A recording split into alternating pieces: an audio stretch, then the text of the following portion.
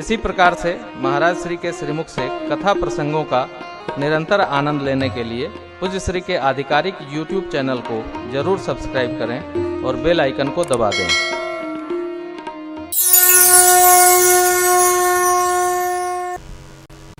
कल हम आप बालकांड पूर्ण किए। आज से हम लोग अयोध्या कांड में प्रवेश कर रहे हैं। बालकांड प्रभु पाय अयोध्या कटि मन मोहे। पाँव मने स्तंभ,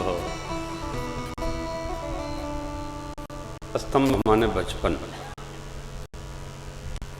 बचपन जब संस्कार में होता है तो युवावस्था सीधी हो जाती है। बचपन संस्कार में, युवावस्था सीधी, फिर बुढ़ापा सिद्ध हो जाता है।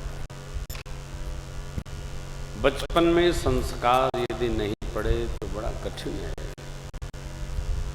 तो युवावस्था में पढ़ते नहीं। बनने बिगड़ने में बहुत अंतर नहीं। लाड़ और ताड़ ये बना देता है, केवल दुलार समाप्त कर देता है। लाड़ भी हो, थोड़ी ताड़ माने शिक्षा, थोड़ा शिक्षण भी हो। लाड़ भी हो, ताड़ भी हो। हम आप दर्शन करें रामचरित्र को।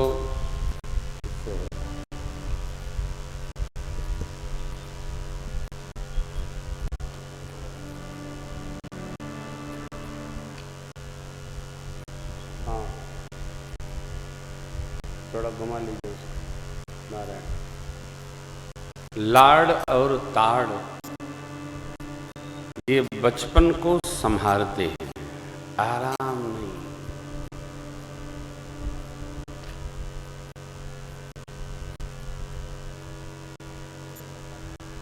जिस चरित्र की हम लोग पूजा कर रहे हैं, कथा श्रवण कर रहे हैं, अब रामचरित्र में देखेंगे अथवा कृष्ण चरित्र में देखेंगे, तप बहुत है, आराम नहीं है।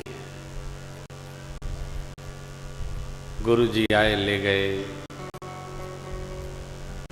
असुरों का संहार किए, यज्ञ रक्षा भई, चल कर गए, अहिल्योद्धार हुआ, दर्शन भया, मिथिला प्रवेश, धनुष भंजन भया। धनुष भंजन के समय अनेक राजा लोग आक्रोश में थे, मारो छुड़ाओ, जीते जी ब्याह नहीं कर सके हैं। और तब तक तो भगवान परशुराम जी की कृपा भई। अरे राम, उत्पात से भय नहीं खाना चाहिए। समस्याओं से भिड़ना चाहिए, भागना नहीं चाहिए।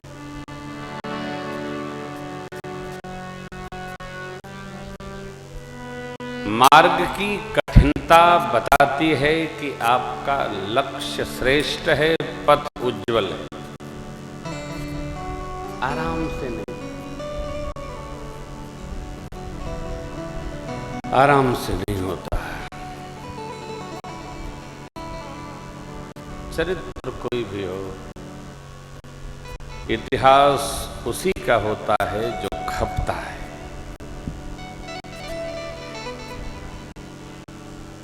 जिनकी तपश्चर्या को हम लोग गा रहे हैं, प्रातः स्मरणी पूज्यपाद गोस्वामी तुलसीदास जी महाराज की, आप देखिए बचपन कितना अभाव में बीता।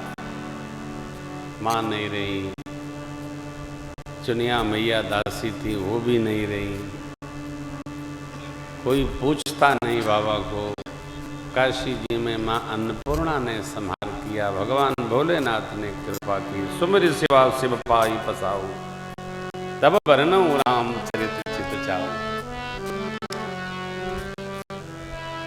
लक्ष्य श्रेष्ठ है तो विश्राम नहीं है, विश्राम है तो लक्ष्य न बनाया जाए। समय का श्रृंगार करें, समय को सजाएं, समय को समझें, समय को पढ़े। एक नहीं, चारों भैया मिथिला में ब्याहे गए, वापस आए। सुख चलकर नहीं आता, सुख तपने पर आता है।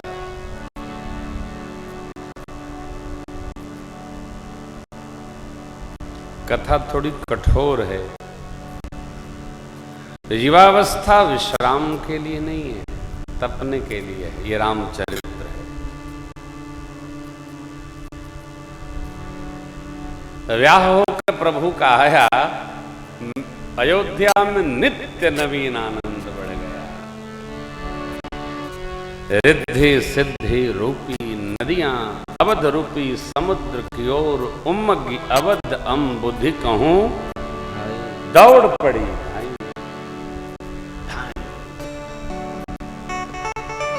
कैसे? जहां धर्म है वहां सुख है।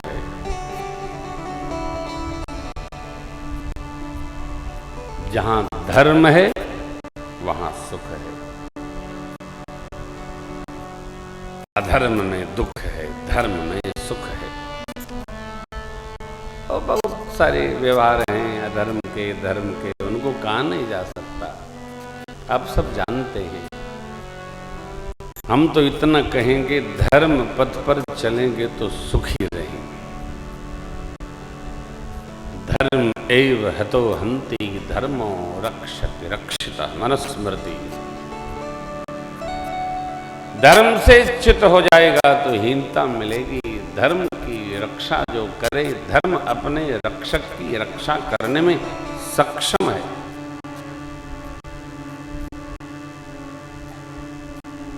ये धर्म, सत्य, दया, तप, दान, परहित, अहिंसा, ये धर्म पथ है। जिसमें आपकी रुचि हो, मनमुखी धर्म न करें। जो मन में आए वही कर रहे हैं। मंगल व्रत रहेंगे, अतवार रहेंगे, अब तो हम बुद्ध रहेंगे। काहे रहेंगे? क्यों रहेंगे? कोई कारण है ना। शास्त्र समझ में आए तो बधाई, न समझ में आए तो स्मृतियों का आश्रय करें। वो न समझ में आए साधु संतों से पूछ कर करें। सत्कर्म पूछ कर करें। किससे? जो जानता है उससे पूछें। हमको ये करना है, करो ना, अच्छा पथ है। चक्रवर्ती महाराज धर्म धुरंधर हैं। धर्म धुरंधर गुण निधि ज्ञानी ज्ञानी हृदय भगति मति सारंग पानी मनमुखी न हो। मनमुखी धर्म न हो। व्यवहार सिद्ध हो, व्यवहार शुद्ध। महाराज चक्रवर्ती जी सेवक के द्वारा लाए गए दर्पण से अपना मुकुट सम कर रहे थे। देखे कान के पास के बाल श्वेत हो गए। अंदर से ज्ञान जगा। क्या राजन? उत्तराधिकार राम जी को सौंपिए। अपने देश में 3 उत्तराधिकार हैं। पितृ परंपरा, गुरु परंपरा और गुरु पिता अथवा राजा। जिसको योग्य मान लें वो राज परंपरा। राजा अपना उत्तराधिकारी बना देता है, चाहे जिसको, जैसे लालू जी ने राबड़ी मैया को बना दिया। हाँ, कोई कुछ अधिकार है तो किसी को बना देंगे। जब तक वो अधिकार में नहीं थे तब तक मलकिन चलाती हैं। देश की विधि है, मलकिन चलाती रही। ये राज परंपरा। जिसको चाहे राजा बना सकता है। पितृ परंपरा में पिता की तपस्या का अधिकारी उसका पुत्र होता है। यदि पुत्र नहीं है तो पिता जिसको योग्यतम समझता है उत्तराधिकार सौंप देता है। गुरु परंपरा, गुरुदेव का शिष्य उस परंपरा का निर्वाह करता है। महाराज के जागृत भया क्या बोध जगा, कथा बोध जगाती है, सत्संग बोध जगाता है। महाराज ने निर्णय लिया, नृप युवराज राम कहूँ दे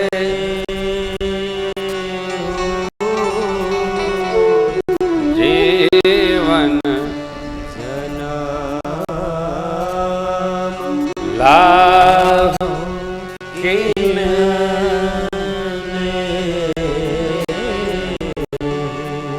महात्मा भर्तृहरि कहते हैं कि ये जो बोध है 3 स्थान पर जगता है।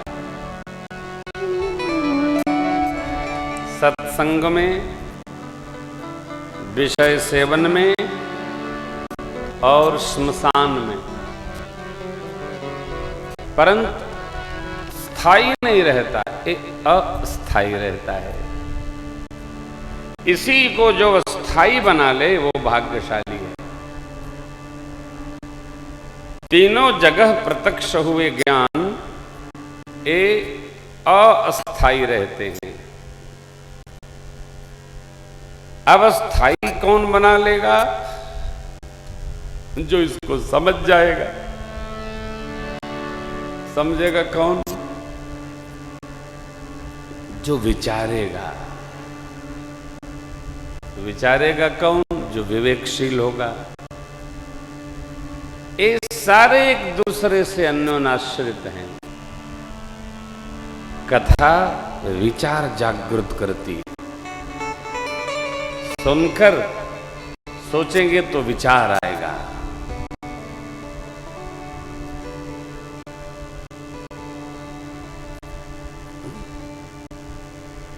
कथा सुनकर जब आप घर जाते हैं ना, तो जो सुने हैं उसका थोड़ा विचार करिए।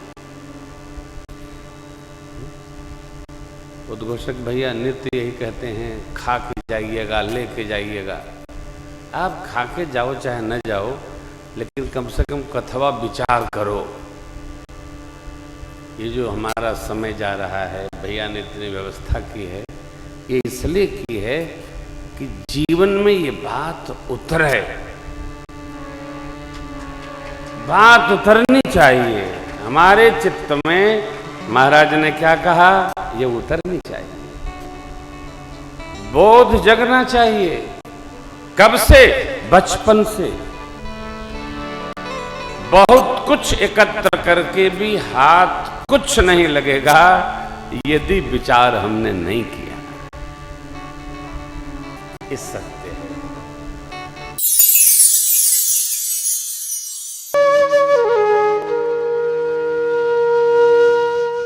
इसी तरह सुनते रहिए।